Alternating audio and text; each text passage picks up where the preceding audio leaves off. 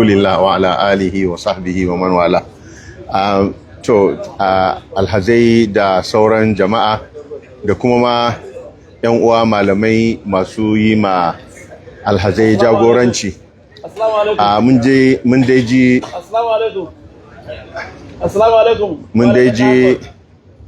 Mun dai ji bayanin da likitoci suka yi ta fuskar wato abin da ya shafi lafiya da larura. To akwai ka'ida kamar yadda dai duk yan uwa malamai suka sani, kamar yadda mai maraki yake faɗa, wa aslu kulli ma yadurru al-man'u. Ka'idar shari'a dukkan abin da yake cutarwa to an hana shi.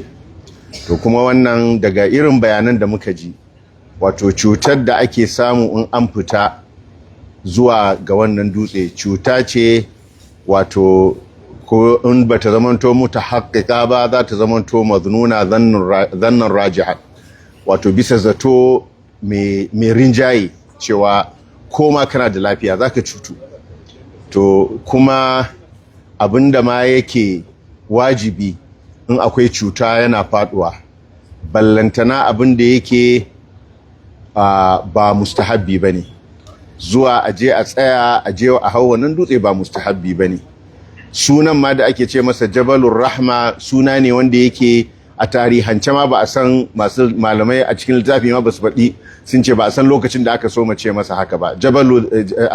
Jabalu Ilal ake ce masa, saboda kuma wato saboda jin kai na manzon Allah sallallahu alaihi wasallam ga al'umma, ya je ya tsaya a bayan wannan dutse domin ya zamanto inuwa ta lullube shi yayin da tsananin rana yayin da inuwa za ta soma karkatowa.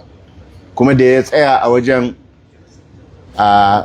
saboda irin rahmarsa da kuma abinda Allah ya nuna masa na abinda al'ummarsa za ta shiga ciki, yace waqaftu hahuna wa arafatu kulluha mawqif.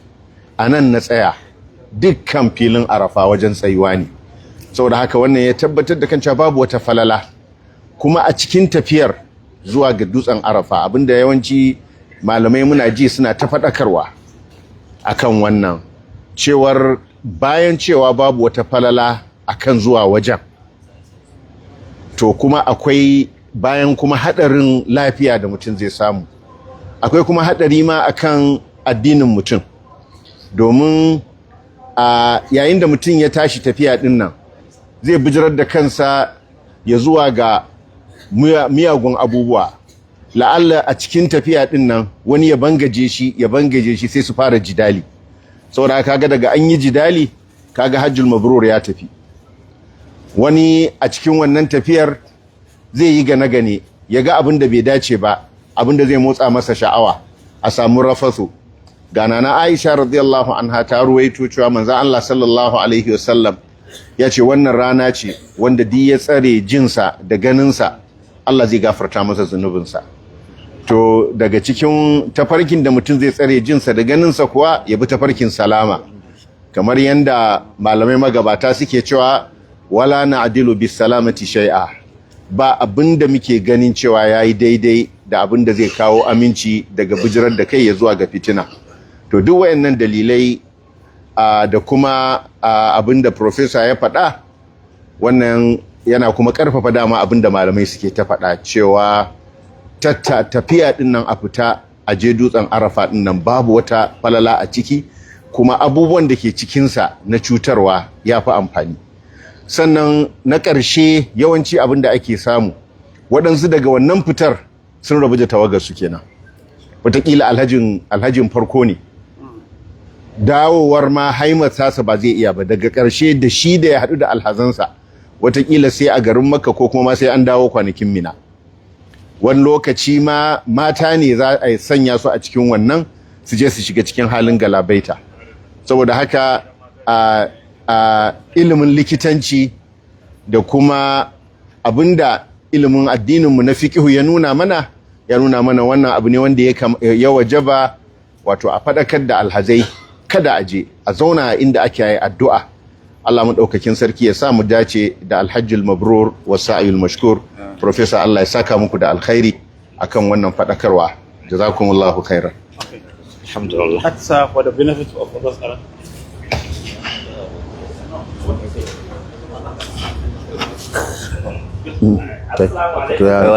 Over. Oh. I want to briefly translate what we have spoken in Hausa. Just a few.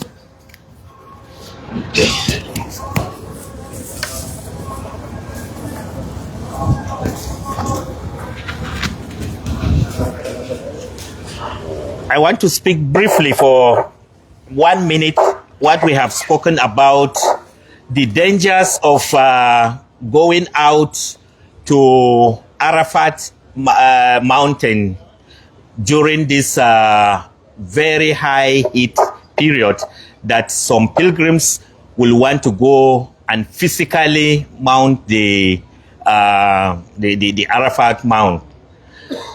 It has been documented that this year the temperature in Saudi Arabia generally, especially around this period when we are performing this rite, will be as high as above 50 degrees centigrade.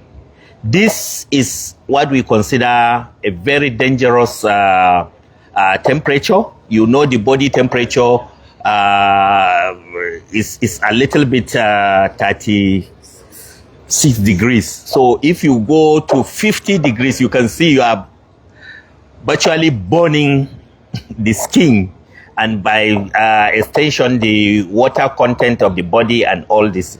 So I almost synonymously try to describe the situation where your body will fall as overheating of your engine, because the water in the circulation that is naturally cooling the system so that you will be able to perform well will be overheated, and therefore will naturally run down the system, and you could fall sick, and you can be fatally sick actually. People can lose consciousness, people can even die with this.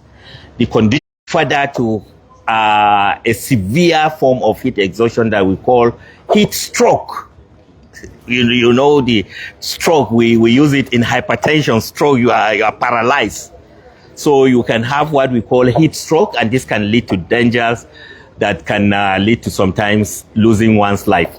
So we have given advice, medical advice, that as much as possible, pilgrims should be discouraged from going to such events.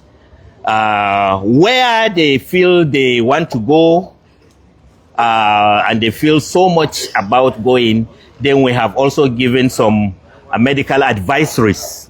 We said in your bags, the service providers have given you bottle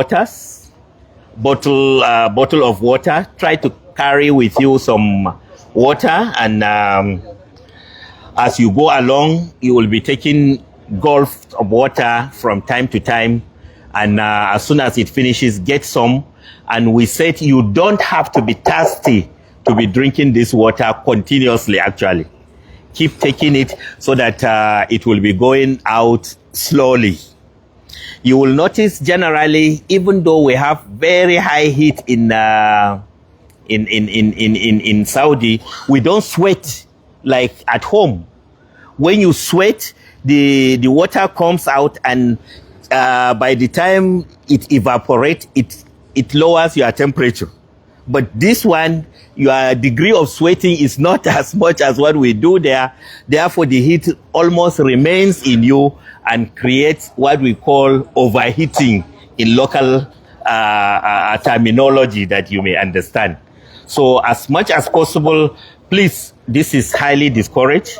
From the advisory from the Ministry of Hajj Medical Division, they advise from 10 o'clock up to 4 p.m. people should even be discouraged from going out barely in the sun, where you have to go, even if it is short distance,